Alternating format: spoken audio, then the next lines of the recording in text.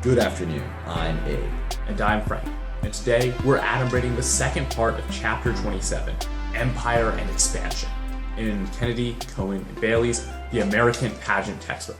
As usual, Abe will be starting us off. All right. America declared its intentions to remain in the Philippines indefinitely.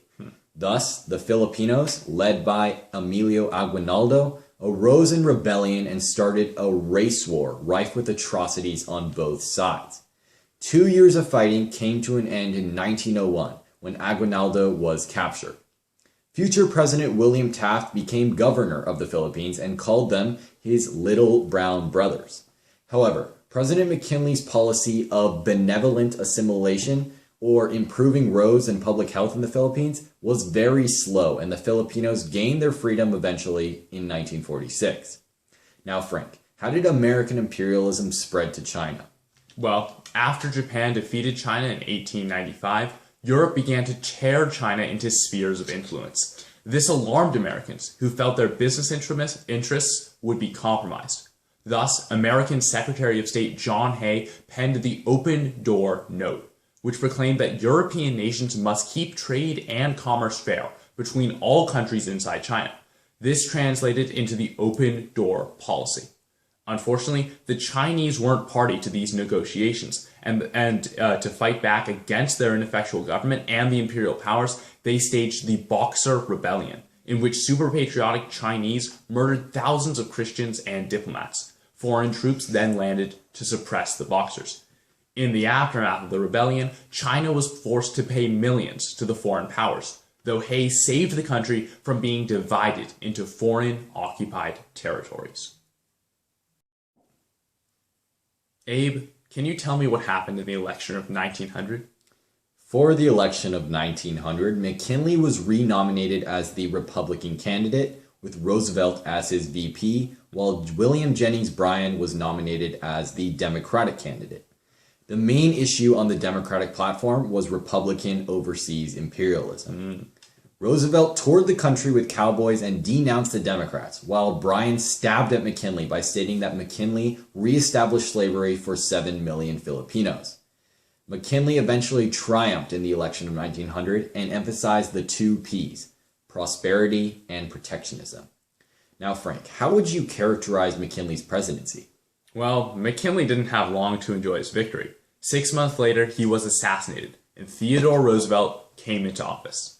With a personal model of speak softly and carry a big stick, Roosevelt began to radically change the role of president, as he believed that the president had far more authority than the other 2 branches of government. Abe, did America further interfere with Latin America? Indeed, they did. Americans decided that they needed a canal in Central America to 1. Augment the strength of the Navy, and 2. Make it easier to defend Latin American colonies.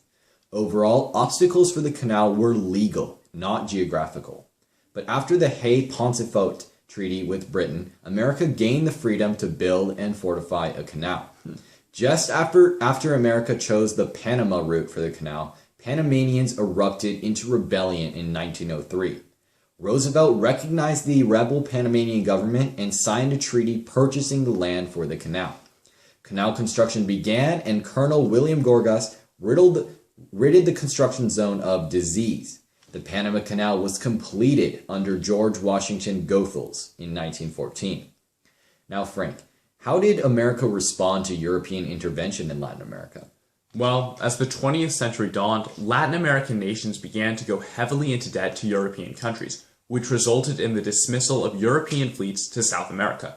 This led to several tense situations, such as the Venezuelan crisis of 1902, in which British and German warships blockaded Venezuelan ports. Roosevelt rightly worried that this show of force impeded on the Monroe Doctrine, and issued the Roosevelt Corollary in response. The Roosevelt Corollary stated that only the U.S. was allowed to intervene in Latin American affairs.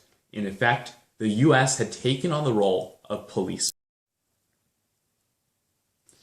Abe, can you elaborate for me how Roosevelt acted on an international stage outside of just Latin America? Yes, but let's start with the backstory. Japan felt threatened by Russia's interest in China's Manchuria, and thus Japan attacked the Russians at Port Arthur. After war began between Japan and Russia, Japan soon asked Roosevelt to help sponsor peace negotiations. Roosevelt agreed since, overall, he wanted to keep Russia powerful enough to oppose Japan's growing power.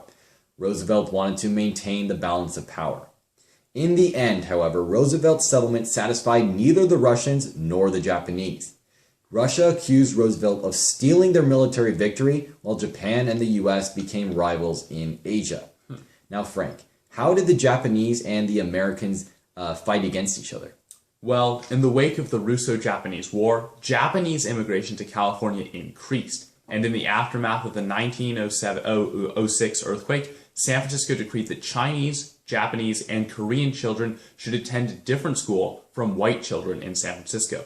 This legislation caused uproar, but Roosevelt mediated between the San Francisco Board of Education and Japan.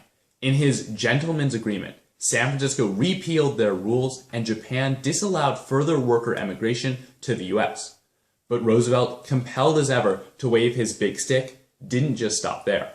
He dispatched every American battleship, collectively known as the Great White Fleet, to conduct a tour of the world, culminating in, surprise, surprise, Japan. After this show of force, the US and Japan signed the root-takahira agreement, in which both countries agreed to respect each other's Pacific territories and uphold the open-door policy in China. In conclusion, Chapter 27 demonstrates the realization of America's imperial ambitions, so aptly demonstrated by the Spanish-American War, big stick diplomacy, and the Roosevelt Corollary. From Haiti to Hawaii, the Canal Zone to Cuba, America's appetite for empire was broadening its horizons. Thank you for watching. Please make sure to like and subscribe. And comment down below if you have any questions. We'll catch you guys, as ever, next time.